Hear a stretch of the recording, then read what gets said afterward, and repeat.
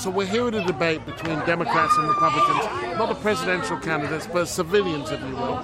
It's kind of part vaudeville and part UK Parliament, really.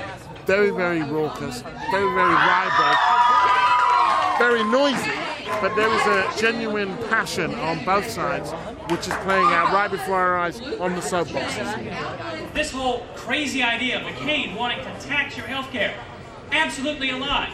You get taxed on your income. You currently, if you're employed and covered, you get a tax credit. Right, don't believe everything you read. Nah, it's true. When the average cost of the American policies for health care is $14,000, what is $5,000 going to do? When Americans are being charged by pharmaceutical companies 67% more than what they're charging for the exact same prescriptions in other countries like Canada and Europe, what is why not deregulate? No, do not interrupt me. I don't have much trust for what the government-style Mussolini and Hitler and the other dictators of history. They're fascists,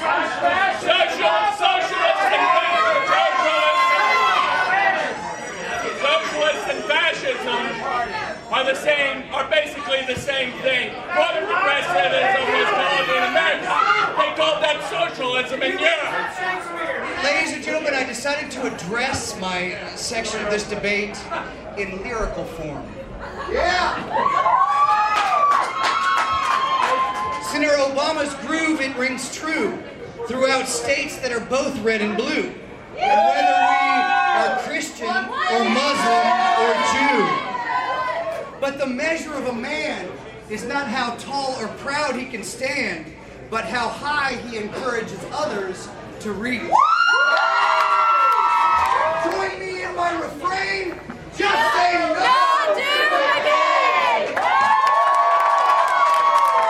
A lot of people out there can't afford to pay for health insurance. You know what? If they had bought houses they could afford, and we're trapped under a mortgage they can't pay. The American people for the crisis. Blame the Democrats! Responsibility! Personal responsibility. I'm a banker. I'm in one of the most regulated industries there is. And let me tell you what regulation is all about. It is about reporting back to the government what you are doing. It is about showing the government how you are running your business. And if you aren't willing to show how that's happening, you know what happens? What we're experiencing today. The reason why investment banks are falling is not because of loans to people who bought $50,000 houses. It's because of loans to people who bought $1 million houses.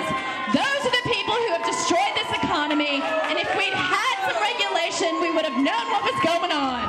Mr. Obama, what do you think? What do you think about Jeremiah Wright? Oh, they're taking him out of context. I want to change my church. Thank you and good night, fellow liberals. Hold up. Now starts the reality show, okay? We have the tip jars, and they really haven't done very well. Probably everybody who showed up here is still going to, when they go to the polls, is still going to vote how they were before then. But this was a lot of fun. I'd gladly do it again. Though I hope there's less poetry. You're not going to necessarily change someone's mind at an evening like this, but you are going to have fun, you are going to raise the level of debate, and you are going to get people thinking about things beyond just, is it Democrat or is it Republican? There's so many planks to a platform, and not everyone agrees with every single thing a party says, and that's a good thing. It's good to think for yourself, and that's what tonight does. There is a level of popular civic engagement that you get here in America where, for all its pettiness and its polarization, I think a night like this, with Democrats and Republicans getting on their soapbox, admittedly delivering the talking points, but nonetheless in some way engaging, is something that I've never seen in England anyway.